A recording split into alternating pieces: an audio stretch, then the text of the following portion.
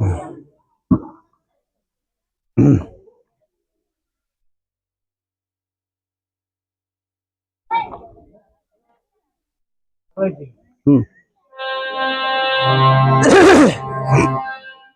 का?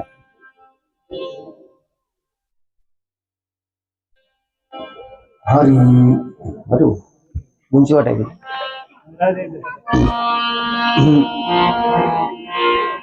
हरी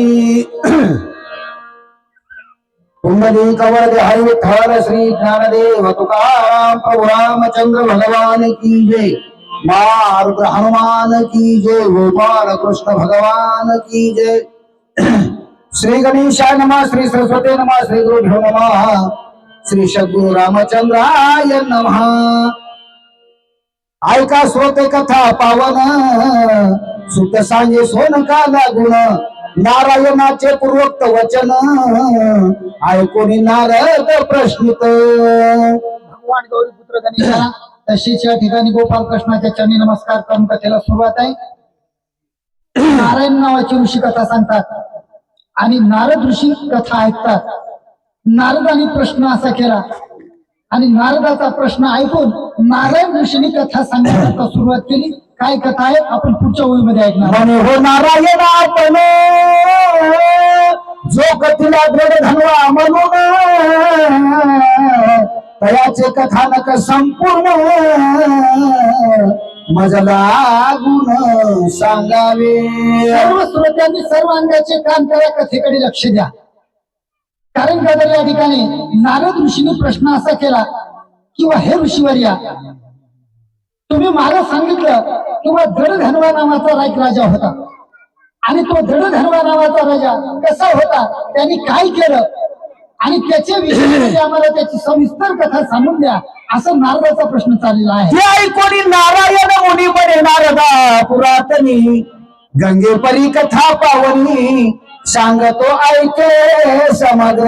असं या ठिकाणी नारायणांनी वचन ऐकलं. नारद स्वामी ऐकलं, ऐकून घेतलं आणि ऐकून सांगतात. कारण जैसी गंगा वाहे तैसी ज्याचे मन. अहो गंगेसारखी या ठिकाणी कथा पवित्र आहे. गंगेमध्ये स्नान केल्यामुळं असं सर्व शरीर या ठिकाणी पवित्र होतं किंवा स्वच्छ होतं. तसं कथा ऐकल्यामुळे काय होत असतं, जळती दोषाचे डोंगर आणि शुद्ध होती नारी नर. पाप नाहीच होत असतं आणि पुण्य जोडलं जातं. पण एकच आहे, शुद्ध ज्याचा भाव झाला दुरी देव नाही त्याला. असं या ठिकाणी मन मात्र पवित्र करावं लागतं आणि कथेकडे लक्ष द्यावं लागतं. पूर्वी हय देशी चंद्रपती महाप्राकार विशुद्धमती चित्रांग धर्मानंद नामे जगती प्रसिद्ध असता झाला. पूर्वी कथा सांगण्याकरता सुरुवात केली नारायण म्हणजे माग हय नावाचा एक देश आहे. या देशामधला एक राजा त्या ठिकाणी चित्रांगद नावाचा राजा, आणि तो राजा असताना या ठिकाणी राज्यकारभार नित्य नियमानं असा या ठिकाणी पार पाडू लागला, कार्यक्रम घेऊ लागला आणि राज्यकारभार चालू लागलेला आहे. तयाशी झाला एक पुत्र महातेजा विशाल नेत्र दृढधन्वायश पवित्र नाम तयाचे ठेविले. आणि त्या चित्रवर्मा नावाच्या राजाला या ठिकाणी एक मुलगा त्याच्या पोटी झाला. असा मुलगा झाला असताना सर्व गुण सुंदर अशा प्रकारचा या ठिकाणी सर्व गुण संपन्न मुलगा आला.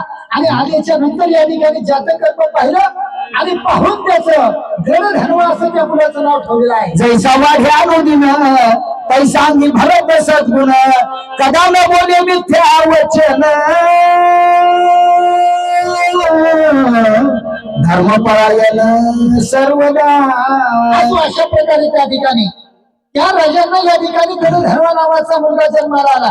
शुक्ल पक्षामधला चंद्र जसा हळूहळू वाढावा तसं या ठिकाणी देखील मुलगा मोठा होऊ लागला. होत असताना या ठिकाणी त्याच्या अंगामध्ये चांगल्या प्रकारचे गुण भरू लागले.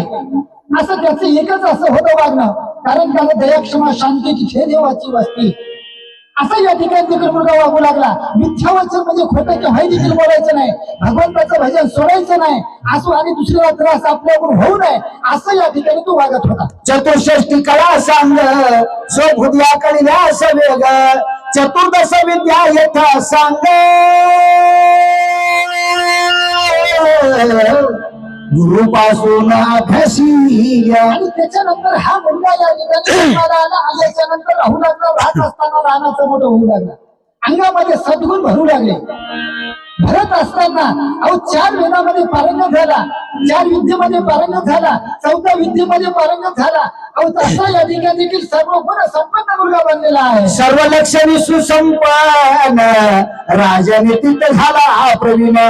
शौर्यादी राजगुण अंगी संपूर्ण संचरले. तो मुलगा धनधनवा नावाचा मुलगा मोठा झाला. मोठा झाला असताना त्याच्या अंगामध्ये सर्व सद्गुण भरलेले होते. असा सर्व गुण संपन्न असलेला तो मुलगा कारण का तर सुसंपन्न झाला. राज्यकारभार कसा चालवावा, लोकांबरोबर कसं वागावं, शत्रू बरोबर कसं वागावं, त्याच्याबरोबर कसं या ठिकाणी साम दाम दंड भेद कसं करावं. मग असा सर्व युक्त, सर्व लक्षणयुक्त, सर्व गुणयुक्त असा तो धनधर्मा नावाचा मुलगा असा झालेला आहे. पुढे पावला यवनाशी पुत्रवत मानी सर्व प्रजाशी स्ववर्तने सकळ जनाशी सुख देई सर्वदा. कारण सर्व लक्षणयुक्त असा तो मुलगा झाला असताना या ठिकाणी राज्यकारभार चालू लागला.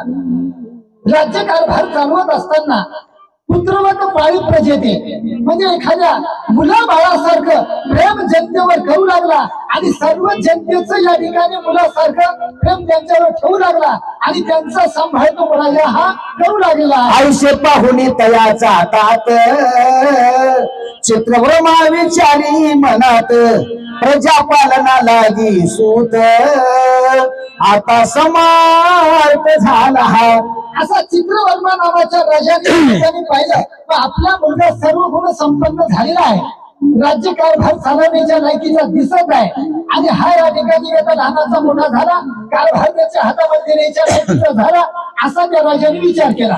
युतपर ह्या संसारात व्यर्थ काळ दवडावा किंमत सर्व संग त्या गुणी सतत श्रीहरी भजन कीजिए. कारण तर या ठिकाणी त्या चित्रवर्मा नावाच्या राजाने असा विचार केला.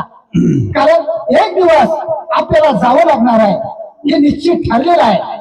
कारण राजे महाराजे कारण आतापर्यंत जे जे लोक जन्माला आले त्या लोकांना एक दिवस जावंच लागलं. तसं ही वेळ ठरलेलीच आहे. पण तसा चित्रवर्मा राजाने विचार केला आपला हा धनधर्मा नावाचा मुलगा हा राज्यकारभार चालवण्याच्या लायकीचा झालेला आहे. म्हणून आता आपण राज्यकारभार त्याच्या हातामध्ये जावा आणि आपण आता एकांतवासामध्ये जावं आणि भगवंताचं भजन करावं, भगवंताचं चिंतन करावं, काहीतरी तपश्चर्या आपल्याकडून घडावी आणि त्याने करून या ठिकाणी आपल्याला एखादी मुक्ती मिळवून घ्यावी असा त्या राजाने विचार केला. पूर्वज महाराजाची रीती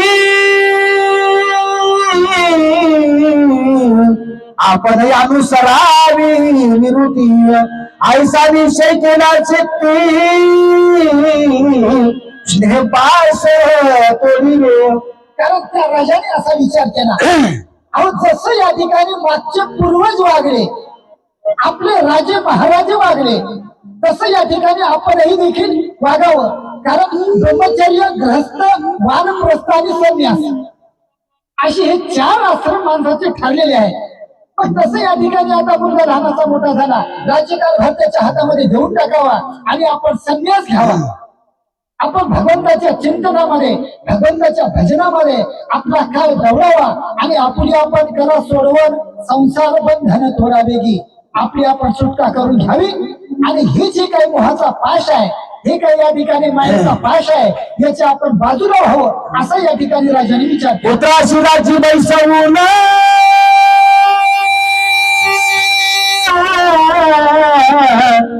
पुन्हा आश्रमी गेला आपण अंतरी करीत कृष्ण स्मरण दारुण तप चालविले. कारण तर या ठिकाणी या चित्रवर्मा नावाच्या राजाने विचार असा केला. लगेचच त्या ठिकाणी या धनधर्मा राजाला राज्यकारभाराचे सिंहासन त्यांना घेऊन टाकलं, राज्य अभिषेक त्यांना केला आणि आपण संन्यास आश्रम धारण करून एक पुलह नावाचे ऋषी आहे त्या ऋषीच्या आश्रमाच्या ठिकाणी गेला आणि तिथं भयंकर अशी खडतर तपश्चर्या तो राजा करू लागला. निर्हार राहिला सतत निद्रावर जने दिन रात आयुष्य तप करिता बहुत मोक्ष जाता जहाना. असं ज्याप्रमाणे असा चित्रवर्मा नावाच्या राजाने राज्यकारभार सोडला, तपश्चर्या केली आणि तपश्चर्या अंतिम दैवत अशी बरीचशी अशी खडतर तपश्चर्या केली. कशी केली? निर्हार निर्उदक, कोणत्याही प्रकारचा आहार घ्यायचा नाही, पाणी देखील प्यायचं नाही आणि अखंड या ठिकाणी भगवंताचं चिंतन, झोप सोडली, रात्रंदिवस भगवंताचं भजन करू लागला. असं करत असताना बरेचसे दिवस या ठिकाणी अशी तपश्चर्या त्यांनी साध्य केली आणि तपश्चर्या अंतिम दैवत. एक दिवस त्यांना देखील स्वर्गामधून विमान आलं आणि विमानामध्ये बसून हा चित्रवर्मा राजा या ठिकाणी वैकुंठाला गेलेला आहे. ऐकून पित्याच्या सत्कदिशी हर्ष शोक धनिवेशी पितृभक्ता दिव्य वचनेशी अर्धोदक संपादिने. कारण ज्या पुढ्या नावाच्या ऋषीच्या आश्रमाच्या ठिकाणी चित्रवर्मा राजाने देखील आपला देहत्याग केला आणि देहत्याग झाला असताना ही बातमी या दळधनवा राजांच्या कानावर गेल्याच्या नंतर त्यांना देखील हर्ष सुख झालं किंवा त्यांना देखील हर्ष दुःख झालं. कसं झालं? मग आपले वडील या ठिकाणी स्वर्गाला गेले याचं सुखही झालं, पण वडील आपल्याला सोडून गेले याचंही दुःखही थोडं झालं. गोहिरण्यादी नानाने पुत्र उद्देशी दिवले तयाने गजरत वाजी शिविका याने देवनी आरती तोषवी.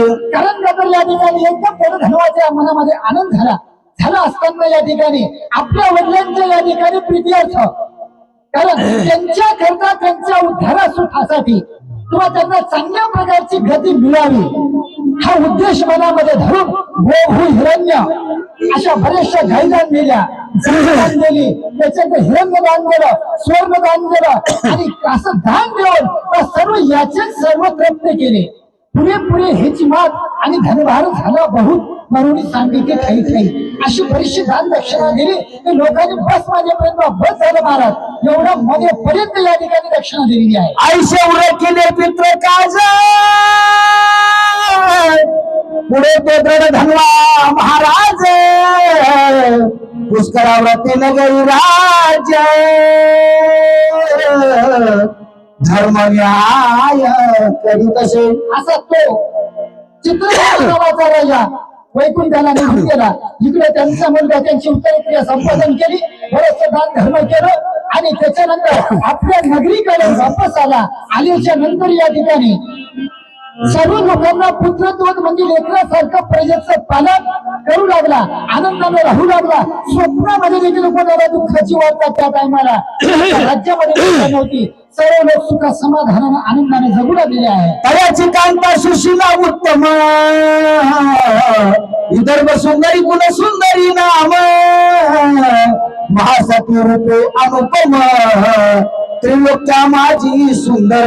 अशी दळधनवा नावाच्या राजाची गुणसुंदरी नावाची पत्नी राणी तीही देखील, कारण पती हाच देव असं समजून या ठिकाणी रात्रंदिवस भजन कीर्तन त्याच्यानंतर पतीची सेवा करणे अशा प्रकारची या ठिकाणी सर्व गुण संपन्न होती आणि म्हणून तिचं नाव गुणसुंदरी असं पडलेलं होतं.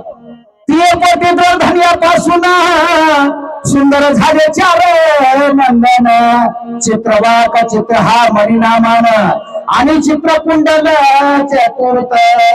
गुणसुंदरी नावाची राणी आणि दळधनवा नावाचा राजा या दोघांपासून असो त्याच्यानंतर त्यांना 4 मुलं झाले आणि तेही देखील तृतीया तुल्य पराक्रमी असं या ठिकाणी झालेले आहे. तैशीच चारू दत्ती नामक